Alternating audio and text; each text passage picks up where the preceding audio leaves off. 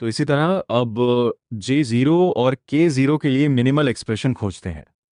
तो यदि आप यहाँ देखें कि J0 और K0 दोनों कॉलम में चार अलग अलग इनपुट कॉम्बिनेशंस के लिए आउटपुट एक के बराबर है, जबकि बाकी चार input combinations don't care terms हैं।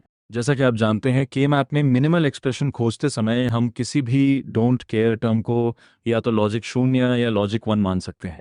तो यहाँ यदि हम इन सभी डोंट केयर टर्म्स को लॉजिक 1 मान लें, तो यह J0 और K0 सभी अलग अलग इनपुट कॉम्बिनेशंस के लिए एक के बराबर हो जाता है। या यदि हम के मैप का उपयोग करते हैं तो के मैप में हम 8 वंस का ग्रुप बना सकते हैं, जिसका अर्थ है कि यहाँ इनपुट कॉम्बिनेशन चाहे जो भी हो, J0 और K0 दोनों एक कहते हैं।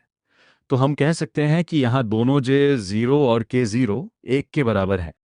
तो इस तरह हमें प्रत्येक फ्लिप फ्लॉप के लिए मिनिमल एक्सप्रेशन मिल गया। तो अब इन एक्सप्रेशंस के आधार पर हम लॉजिक सर्किट बना सकते हैं।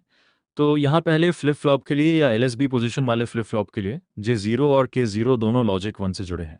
इसी तरह यहाँ J1 और K1 Q0 के बराबर है, जिसका मतलब है कि यहाँ Q0 आउटपुट सीधे J1 और K1 इनपुट से जुड़ा है।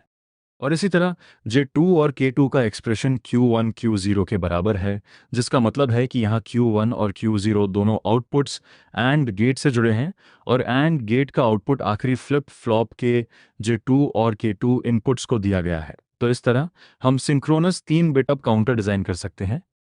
अब यदि सिंक्रोनस काउंटर एक बाइनरी काउंटर है तो केवल काउंटिंग सीक्वेंस को देखकर भी हम काउंटर को डिज़ाइन कर सकते हैं।